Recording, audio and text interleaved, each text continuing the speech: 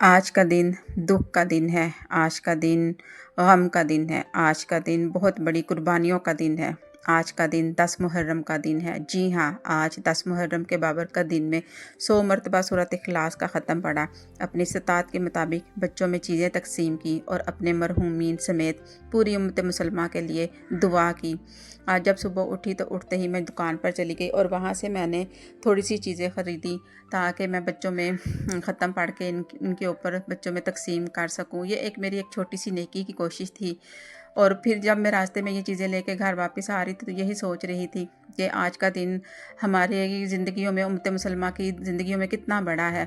ये कुर्बानियों का दिन है जिनको हम भुला नहीं सकते। घर आकर जो मैंने तिलावत की हुई थी सूरत इखलास और बाकी चीज़ें, उनका मैंने इनके ऊपर ख़त्म दिलवाया और उसके बाद फिर मैंने मोहल्ले से बच्चों को जो है वो बुलाना शुरू कर दिया।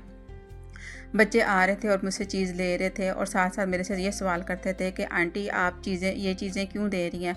उन्होंने खुद ही अपने सवाल का जवाब मुझे दे दिया। अच्छा, तो आज 10 मुहर्रम है इसलिए आप जो है वो चीज़ें जो दे रही हैं, तकसीम कर रही हैं, बच्चों में बांट रही हैं।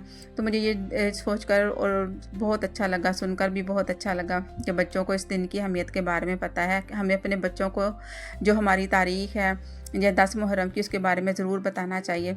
10 मुहर्रम को यौम आशूरा कहा जाता है। इस दिन की इस्लाम में बहुत बड़ी फजीलत है। इसी दिन इमाम हुसैन और इनके साथी करबला के मैदान में शहीद हुए, जिनकी कुर्बानी हक, सब्र और इंसाफ की अलामत है।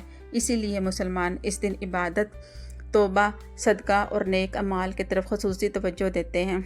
ये वीडियो सिर्फ़ मेरी रोज़मर्रा ज़िंदगी और नेकी की एक छोटी सी कोशिश शेयर करने के लिए है।